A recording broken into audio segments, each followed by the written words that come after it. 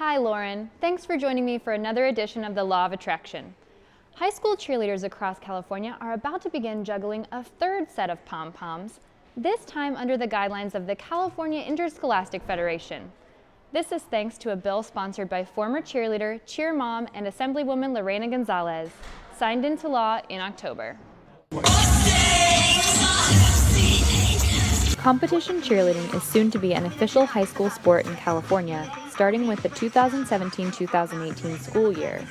All the parents are very excited that it's becoming a sport. But it's not all cheers from everyone just yet. Some question whether game cheer, traditional competitions, and the sport of competitive cheer can all work together. It's tough because I think a lot of times the girls want it to be considered sport so badly because they feel people don't view them as a sport, but they know at the same time that they are viewed as athletes. Personally, it doesn't change much for me, only because as a cheerleader, I know that we've always been athletes. But the problem isn't feeling like an athlete. The problem is that the official title of CIF Sport means competition cheerleaders will be subject to rules they never had to deal with before. Right after the last season ends, we have our tryouts, and then we go into practices and prepare for this entire year basically, and that's going to be taken away because now that we become a sport, we have to start on this date, and the date will be equal to like pretty much all the other CIF sports, which they don't start until like a few weeks before their season. USA Cheer, the national governing body for cheerleading, has launched a version of competitive team sport called Stunt. It's a spring sport and it fits within the CIF guidelines. It's a head-to-head match. They have quarters.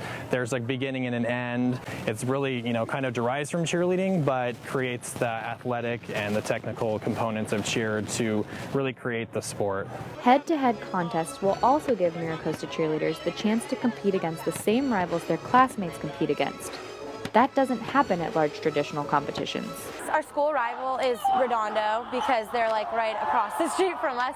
It's like our whole school's rival, so They're really good. It's always fun to like match up like who has better stunts. We haven't generally competed against each other, I've noticed. There's so many competitions that it's kind of hard to always be at the same one, so we haven't gone head to head against our rivals or most schools around us. It also provides an opportunity for the school to cheer for the cheerleaders. It's really hard to get people like to support us or come to competitions, but like if we were going against our rival, I think more of them would come and support us because they know, hey, we got to support our school against their school.